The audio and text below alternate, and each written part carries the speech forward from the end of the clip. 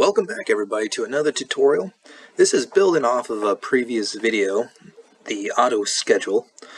Basically we have a button that we can click, run auto schedule, and it's going to go through the list of employees under column I, and it's going to auto assign them to certain days of the week, assigning them at random to day, afternoon, and evening shifts.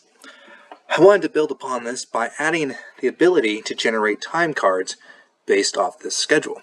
So it's gone through, it's assigned the employees. Now let's just click another button and let's generate time cards for each employee. This took a little bit of work. We first needed to format each time card. We wanted to pull the name of the company from sheet number 1 from cell B8, it looks like. And then we wanted to write in the name of the employee. We wanted to make sure it matched the name of the tab that's being created. And then we need to go through and pull the shifts that they're working. We did this by using formulas.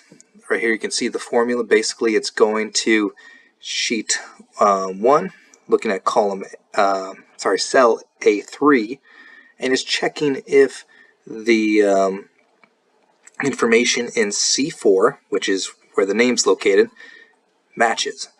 If it does, it then grabs the start time and we'll put it under our in punch.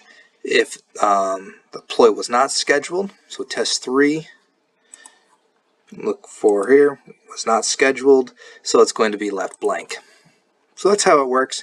All you have to do is then go through and then change it from A3 to B3, and then C3, etc.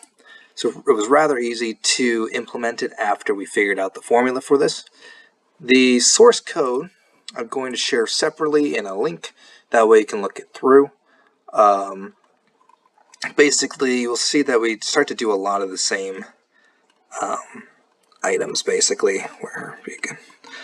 So basically, like for the title range, which is here in the timesheet, we used a variable to define the title range, and then we can just start set font to bold, set value, timesheet, set background, and then we can choose the highlight color. Sort of things like that. So take a look at it. I'm going to break down the code in a Word document, breaking it down line by line, so it's easier to follow. And I also do have like notes in here to kind of help you understand what's going on.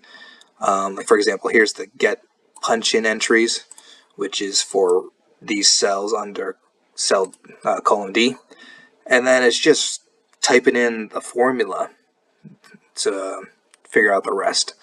So if you found this video helpful, hit that like button and don't forget to subscribe.